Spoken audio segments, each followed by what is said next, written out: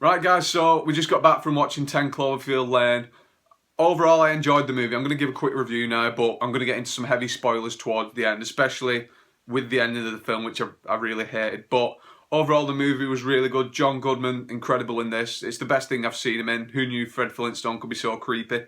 Mary Elizabeth Winstead, she really stood out in this for me. I've not seen her in much good other than this, but she was amazing in this film. I liked how she was actually realistic. Like, she wasn't like, oh no, oh. She was getting shit done. She was thinking logically. Really impressed with her performance. And John Gallagher Jr., I think his name was, played the character Emmett. He was a bit off for me, but it kind of added to his mystery, which I'm going to get into in a second. So overall, I liked the movie, but the last 15-20 minutes really just fell apart for me. So we're going into spoiler territory. Spoiler territory. So spoilers. You've been warned. Here we go.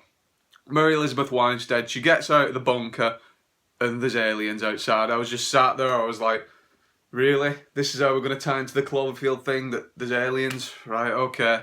So the last 15-20 minutes of this movie fell apart for me. I really didn't like that. But what annoyed me more is all the way through the movie you had this mystery, right? John Goodman, he talks about his daughter Megan. He's, oh, these are Megan's clothes. Oh, Megan always wanted to go to France. I thought, right, so we've got this Megan character. And then Mary Elizabeth Winstead, she goes through all these air ducts to unjam the air filter. And she sees Claude in one of the bunker hatches help.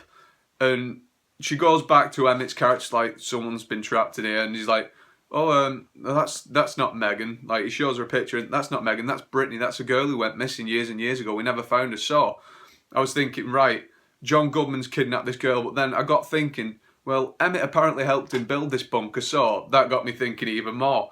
Maybe that Emmett was John Goodman's character's son, and they just hadn't alluded to it all the way through the film. Maybe he kidnapped this girl, kept her down in the bunker, and John Goodman's only just found out, broke his arm, and that's when Mary Elizabeth Winstead's coming. Because all the way through this movie, if you watch the interaction between Howard, John Goodman's character, and Emmett, they really don't like it. There's always like this undertone of distrust. Like, he touches Mary Elizabeth's arm and he's like, get off her, don't touch her, like that, no touching. I was like, right, he never refers to him by name. He's always like, you on deck, front and centre. So there's always this sense of mistrust between them. I didn't know if that was just between John Goodman really liking Mary Elizabeth Winstead, or he knew something about him. And all these wheels were turning in my head. I was like, right, how's this going to play out? This is how I saw the ending playing out, guys, honestly. I saw Mary Elizabeth Winstead getting out the bunker. She'd go to John Goodman's house. She'd look around inside. She'd find Emmett's room, because it's implied that Emmett spent a lot of time with Howard. He helped him build this bunker. He's been around a long time. I thought he was going to go into Emmett's room and she was going to find all these pictures of like kidnapped girls, maybe some clothing, stuff like that. And maybe John Goodman, he didn't know about it. Maybe he did. Maybe he was in on it. Because there's a scene where they're playing like 20 questions, I think, or something like that.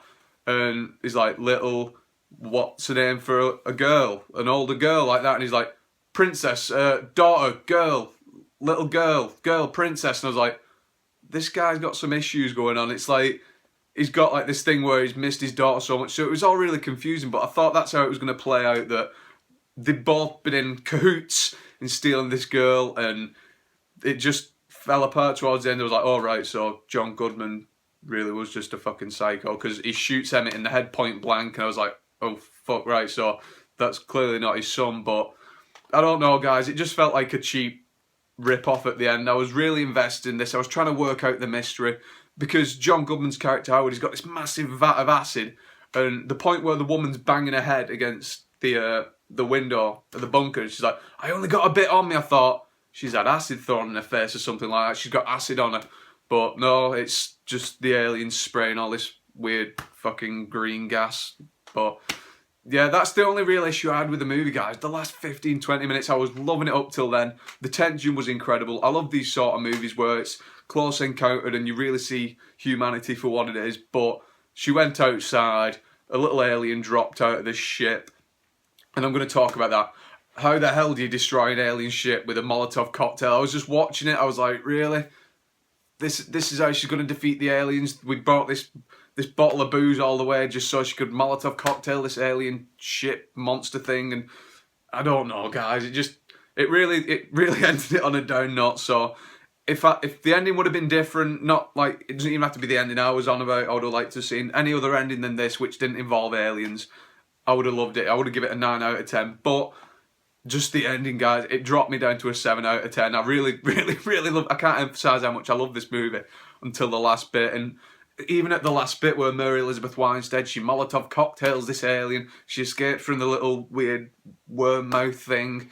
She's driving down the highway, and she's like, she gets 2 radio frequencies. One saying, "Go to Boston. Let's go and fight these aliens. We need anyone with combat experience or medical experience. Come and help us." And then there's another place, Hattonfield, I think it is, and like, "Please come and save us." And she goes and drives to wherever all the soldiers are and stuff. And I was like, all the way through the start of the film, she's talking about what if her family are still alive. She's got this thing going on with a boyfriend. I thought, surely she'd go and check on her parents or her boyfriend, but meh. Anyway, guys, I know it sounds like I'm ranting about this, but I'm really not. I really enjoyed the movie. It's just the ending felt like a major rip-off to me. They just threw aliens in there just so they could tie it into the Cloverfield mythology. And I even read somewhere that it's meant to be like a metaphor for like domestic abuse, where even if you get away from the problem, it's never a happy ending. There's always something else after it. I thought, don't try and make it sound smarter than it is. It just needed the Cloverfield name, so I thought, there's your fucking aliens. You wanted monsters? There's your monsters. I'll give you like a weird creepy worm thing. I'll give you a half alien, half spaceship monster. So, yeah, my little rant over, guys. Definitely check the movie out anyway. It's really good. Obviously, if you're watching this, I've spoiled it for you, so I apologise, but you did get warned. So, comment below what you thought about 10 Cloverfield Lane, guys. I'd be really interested to know if it was just me who got a bit irritated towards the end.